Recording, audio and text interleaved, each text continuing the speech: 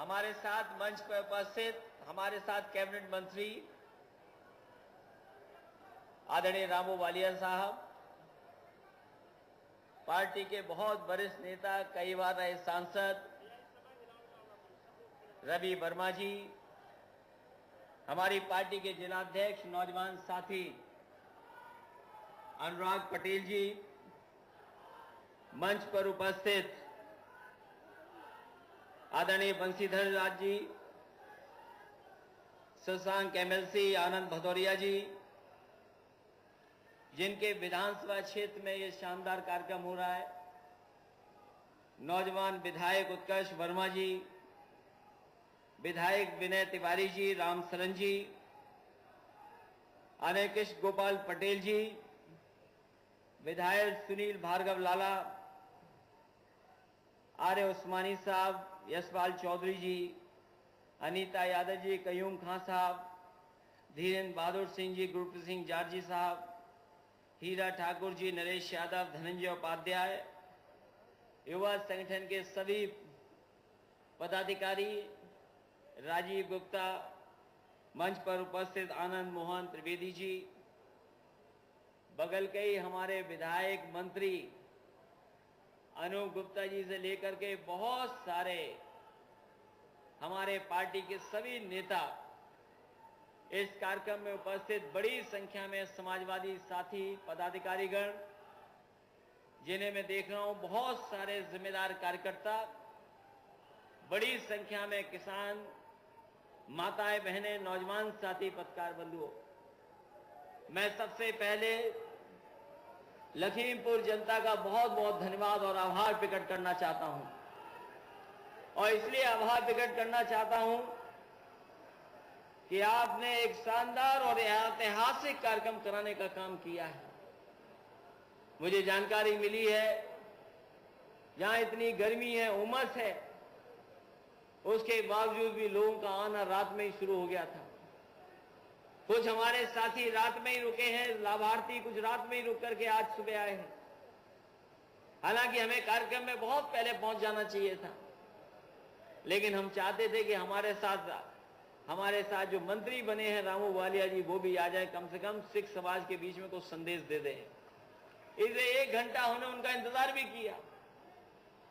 इसलिए मैं इस मौके पर जो लाभार्थी हैं, जो सरकार की तमाम योजनाओं से जिनको आज लाभ मिलने जा रहा है, जो लाभार्थी आए हैं, चाहे वो समाजवादी पेंशन के हों, चाहे हम छात्राएं कन्या विद्याधन वाली हों, और चाहे लैपटॉप, तमाम लोगों को मैं बहुत बहुत शुभकामनाएं और बधाई देना चाहता हूं। जहां तक सवाल सरकार का है, मुझे खुशी है इस बात की, और मैं अपने तमाम नेताओं साथियों के माध्यम से ये कह सकता हूं कि जो घोषणा पत्र जनता के लिए बनाया गया था, कम से कम समाजवादी लोगों ने उस घोषणा पत्र को लागू करने का काम किया है। और देश में तमाम सरकारें हैं, अगर उन सरकारों के बारे में आप विचार करेंगे, जानेंगे, तो आप पाएंगे कि कम से कम समाजवादी लोगों ने वो काम कर करके दिखाया है कि अगर जनता से कोई वादा किया है तो सरकार में पहुंच करके उन वादों को पूरा करने का काम किया है। मुझे याद है लखीमपुर में जब मैं क्रांति रथ से आपके बीच में आया था, और कई बार उससे पहले आने का मौका मिला, आपके नेताओं से बात करने का मौका मिला, मुझे वो जानकारी देते थे कि शारदा कैनाल जो बना है, कई बार जब बरसात आती है या पानी ज्यादा आ जाता है तो हमारे तमाम किसानों को नुकसान पहुंच जाता है। वो बाढ़ का पानी खेत को बर्बाद कर देता है। ये तराई का इलाका है, नेपाल से जो पानी आता है उससे बर्बाद हो जाती है कई लोगों की खेती। हमारे साथियों को याद होगा, सरकार बनने के बाद सबसे पहले अगर किसी ने हमें बुलाया था शारदा कैनाल पे, तो रवि वर्मा जी ने बुला करके वो शारदा कैनाल और बैराज को दिखाने का काम किया था। और उस समय जो निर्णय लिए कि हमारे किसानों को कैसे जमीन बचे, कैसे पानी का इंतजाम हो, मैं समझता हूं बैराज उस समय जो सिल्ट निकाली गई या व्यवस्था ठीक कही है, बंदों पे जो ठोकर बनाई, कम से कम उन इलाकों में जहां बाढ़ आ जाती थी, अब बाढ़ नहीं आ पा रही, कम से कम ये समाजवादियों ने 2 साल पहले, 3 साल पहले वो कर करके दिखा दिया। तमाम योजनाएं लागू कर दी। ये हम जानते हैं लखीमपुर बहुत महत्वपूर्ण जिला है, किसान है यहाँ पर, हमारे सिख भाई हैं, और ये जिला वो है जिसने हमें बहुत विधानसभा सीटें जिता करके भेज दिया। जब रथ पर आए थे हम लोग, जब रथ पे कार्यक्रम हुआ था लखीमपुर पे जगह जगह पर, और वो दिन भी याद होगा जब हम लोग दुधवा में रुके थे, और वो जो सरकार एक ऐसी थी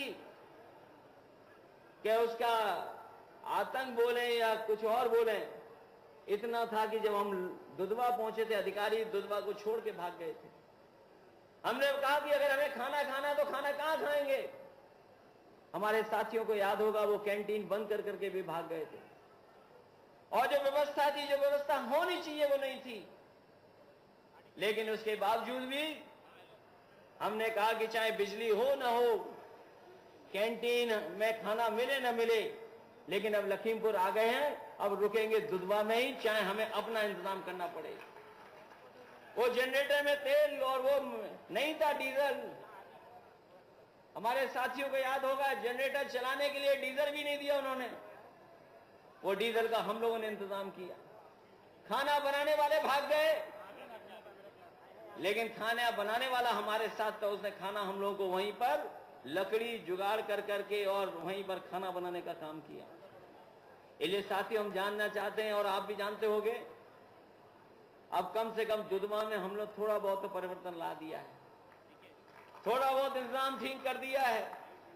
कोई भी वहां जाएगा, अब कैंटीन बंद नहीं मिलेगी, वहां गेस्ट हाउस बंद नहीं मिलेगा। और मुझे खुशी इस बात की है कि अब तो बुकिंग के लिए भी झगड़ा हो जाता है, बुकिंग के लिए झगड़ा हो जाता है, कौन रहेगा कौन नहीं रहेगा इस पे भी झगड़ा हो जाता है।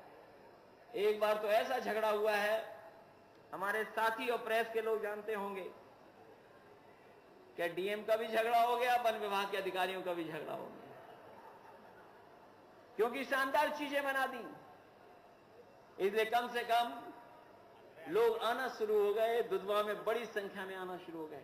और हम अपने नेताओं को भरोसा दिलाना चाहते हैं कि आज ये जो सड़क हम बना रहे हैं, लखनऊ से लेकर के आपको सीतापुर होकर के लखीमपुर जोड़ेगी, इसी सड़क को हम लोग दुधवा और पीलीभीत तक जोड़ने का भी काम करेंगे, जिससे हमारे लखीमपुर और खासकर जंगलों का भी विकास हो सके, लोग आ भी सकें। और ये सड़क कोई मामूली सड़क नहीं है। हमने अपने घोषणा पत्र में लिखा था कि हम जिला मुख्यालयों को 4 लेन से जोड़ेंगे, और हमने शुरुआत कर दी है। बहुत से जिलों में बन गई है सड़क, हमने उद्घाटन भी कर दिया है। आने वाले समय में हमने संकल्प लिया है, समाजवादियों ने हमने विचार किया है कि कोई भी उत्तर प्रदेश का जिला मुख्यालय नहीं बचेगा जिससे हम 4 लेन सड़क से न जोड़ दें। और ये सड़क से इसलिए हम लोग जोड़ रहे हैं, दुनिया में सबसे ताकतवर अगर कोई देश है तो वो अमेरिका है। जिन्होंने पढ़ा होगा, जानकारी की होगी, वो जानते होंगे, अमेरिका के बारे में कहा जाता है कि अमेरिका ने सड़कें बनाई और सड़कों ने अमेरिका बना दिया। और ये भी हमारे तमाम साथी जानते होंगे, अर्थव्यवस्था के बारे में जो कहते हैं कि अगर सड़क बन जाएगी, रफ्तार बढ़ जाएगी, तो अर्थव्यवस्था भी अपने आप रफ्तार ले लेगी। इसलिए हमने लखीमपुर को जोड़ने का काम किया है, और लगातार इसी तरीके से 4 लेन सड़कों से जोड़ेंगे।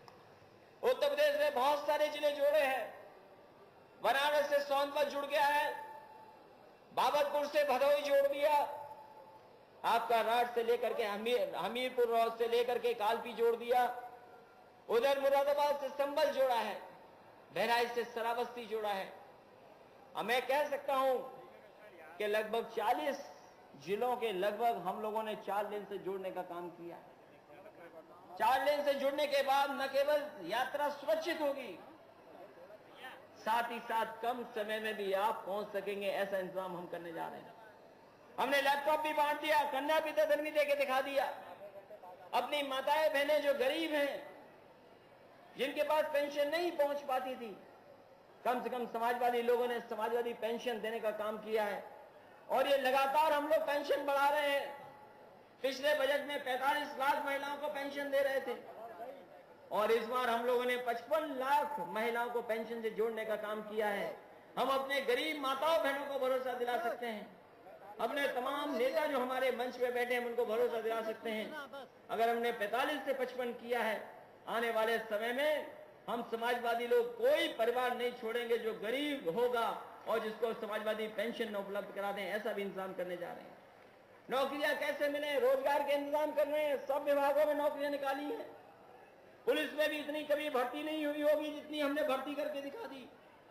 पहले 40,000 भर्ती कर दी और अभी हमारी 30,000 से ज्यादा भर्ती का लगभग तय हो चुका है। बहुत जल्दी उसमें भी नए नौजवानों को मौका मिल जाएगा। और इतनी आसान भर्ती कोई नहीं कर सकता था जो हमने करके दिखा दिया। पहले परीक्षा लिखनी पड़ती थी, 2-2 परीक्षाएं लिख रहे थे। 2-2 परीक्षा के बाद भी पता नहीं भविष्य में मिलेगा नौकरी कि नहीं मिलेगी। और अब कठिन परीक्षा के बाद कितनी कठिन दौड़ होती थी। 8 किलोमीटर से ज्यादा भागना पड़ता था।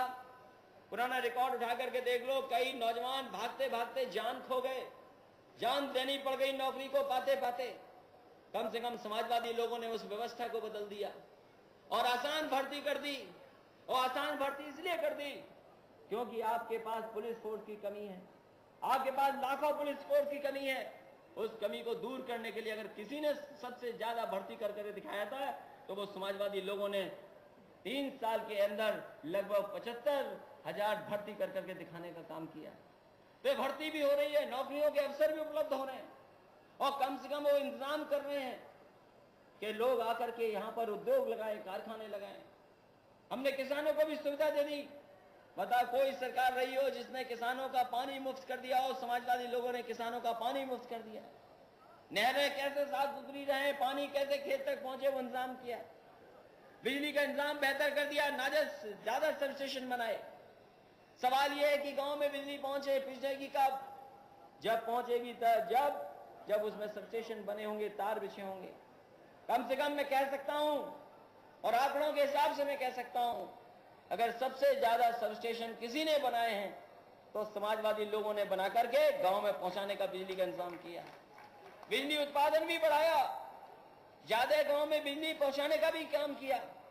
अगर किसी ने भी बजट से लेकर के बिजली उत्पादन बढ़ाने का काम किया है तो देश में समाजवादी पार्टी ने सबसे ज्यादा बिजली उत्पादन और बजट को बढ़ाने का काम किया है। इसलिए हर क्षेत्र में काम किया हम लोगों ने। समाजवादियों ने कोई क्षेत्र नहीं छोड़ा जिसमें काम न किया हो। इसलिए तमाम दल आज हम चाहते हैं कि मुकाबला कर लें। अगर वो चाहें तो हमारी और समाजवादी लोगों की तुलना कर लें अपनी योजनाओं से। अभी ठीक ही कहा रामोवालिया साहब ने कि तमाम दल ऐसे हैं जिन्होंने विकास के नाम पर तो वोट ले लिया, लेकिन सत्ता में पहुंचने के बाद रास्ता क्या दिखा रहे हैं, रास्ता कौन सा अपना रहे हैं। हम तो कहते हैं कि उन्होंने नारा दिया था अच्छे दिन लाने का। मैं लखीमपुर की जनता से पूछना चाहता हूं, बताओ अच्छे दिन कितने आ गए? उन्होंने कहा था कि हम सबका विकास करेंगे, एक साथ खुशहाली आएगी। बताओ 2 साल की सरकार में केंद्र में कितनी तरक्की, कितनी खुशहाली आ गई। आप अपनी तुलना कर लेना लखीमपुर के साथियों। उत्तर प्रदेश की जनता ने ज्यादा सांसद जिता दिए। इतने कभी सांसद कोई दल नहीं जीता होगा, इतने सांसद जीत गए। लेकिन सांसद जीतने के बाद आखिरकार उत्तर प्रदेश को मिला क्या है?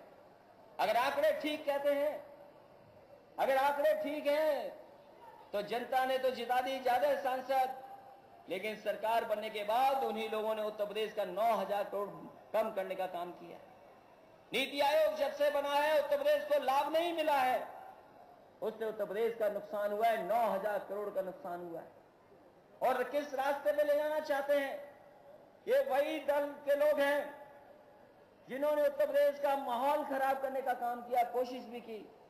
लेकिन हम भरोसा दिलाना चाहते हैं, ये चाहे कितनी भी चालें चल लें, चाहे कोई भी रास्ता अपना लें, लेकिन जो समाजवादियों ने विकास का रास्ता अपनाया है, हम लोग खुशहाली का रास्ता छोड़ने वालों में से नहीं है। हम खुशहाली का रास्ता पर ही चलने वाले लोग। वो चाहते हैं कि उत्तर प्रदेश में दूसरे तरह की बहस हो। किराना जैसा मामला, कैराना का मामला आप जानते होंगे, उनके नेताओं ने एक सूची लाने का काम किया। कितने लोग कैराना छोड़ करके चले गए। जो सूची दी हमने जांच करा ली, उस सूची पर कोई लोग 15 साल पहले चला गया, कोई 20 साल पहले चला गया। सूची में जिन लोगों का नाम था वो जिंदा ही नहीं है, और कुछ लोग नौकरी के बहाने चले गए, कुछ और वजह से चले गए। लेकिन आरोप सरकार पे क्या लगा रहे हैं कि सरकार की नाकामी की वजह से ये लोग चले गए हैं। और अगर पलायन पे ही बहस करना है, कैराना जैसी पलायन पे ही बहस करनी है, तो बताओ राजधानी दिल्ली, वहां पे कहां से पलायन कर करके लोग आ गए। और अगर बहस ही करनी है बड़े शहर की, तो बताओ मुंबई में कहां से लोग नहीं पहुंच गए। हम और आप लोग और जागरूक लोग जानते होंगे कि तमाम ऐसे मुल्क हैं जो खुशी मनाते हैं इस बात की कि उनके यहां ज्यादा से ज्यादा लोग आ रहे हैं, लेकिन ये बीजेपी के लोग और उनमें सत्ता में बैठे हुए लोग रास्ता कौन सा अपनाना चाहते हैं। इसलिए साथियों, विकास कर रहे हैं और विकास का ही रास्ता है जो सबके बीच में खुशहाली लाएगा। आज अगर रोजगार चाहिए तो आखिरकार रोजगार आएंगे कहां से? जब तक यहां पर माहौल अच्छा नहीं होगा तब तक रोजगार नहीं आएंगे, उद्योग नहीं लगेंगे।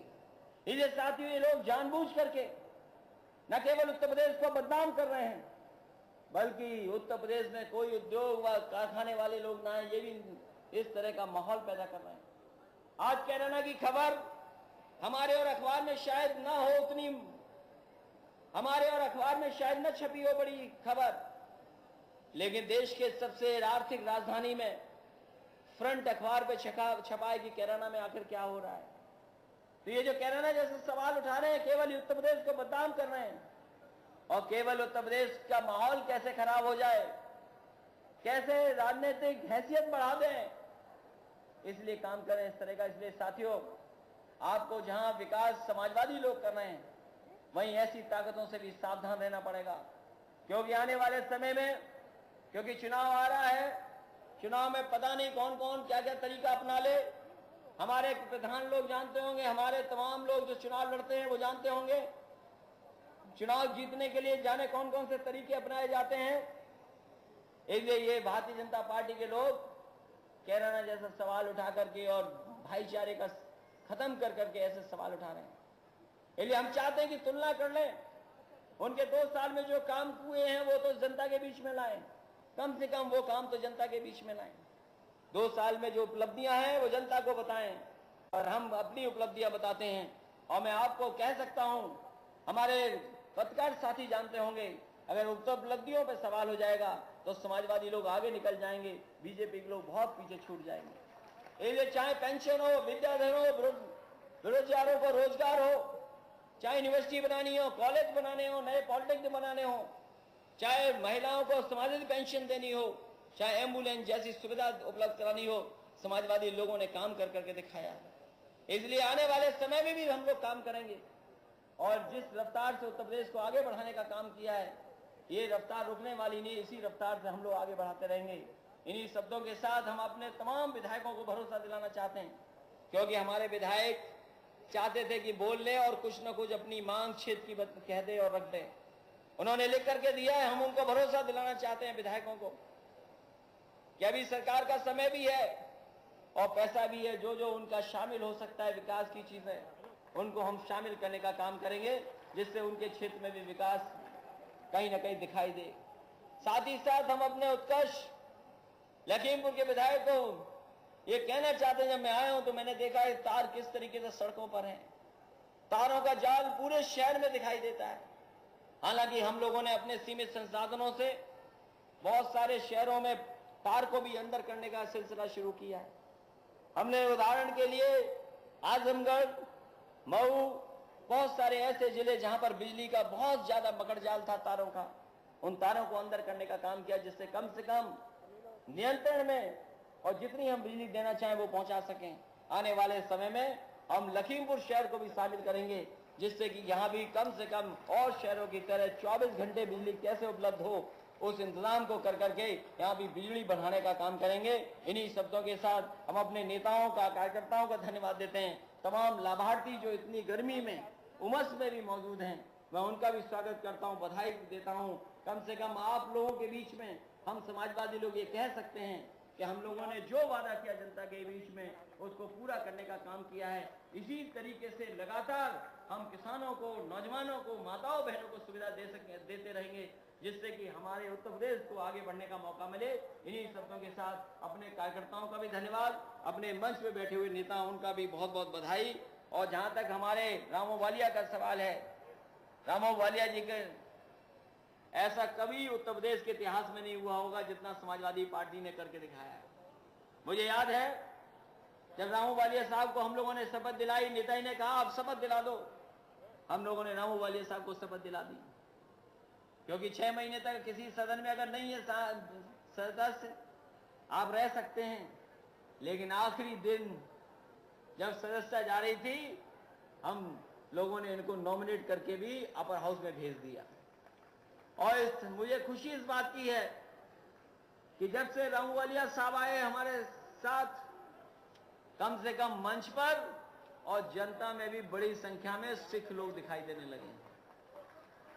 क्योंकि शुरुआत है, हालांकि सिख समाज बहुत जुड़ा हमारी पार्टी में, बड़ी संख्या में नेताजी ने हम लोगों ने जोड़ कर रखा, लेकिन अब रामू वालिया और हमारे बहुत सारे लोग हैं, मिलकर के भी अगर कोई कार्यक्रम करना चाहेंगे तो अगर लखनऊ में करेंगे तो हमें मुझे खुशी होगी कि एक शानदार अगर सिख लोगों का कार्यक्रम हो जाएगा तो कम से कम पूरे प्रदेश और देश में एक संदेश जाएगा कि हाँ, समाजवादी लोगों के साथ भी इतनी बड़ी संख्या में लोग जुड़े हैं। इन्हीं शब्दों के साथ अपने तमाम नेताओं का, विधायकों का धन्यवाद देता हूं, तमाम संगठन के पदाधिकारी जिन्होंने मेहनत की उनका धन्यवाद, और साथ ही साथ लाभार्थी जिन्हें इतनी परेशानी उठानी पड़ी और इस कार्यक्रम में आए, उन सभी लाभार्थियों को बहुत बहुत शुभकामनाएं, बहुत बहुत बधाई।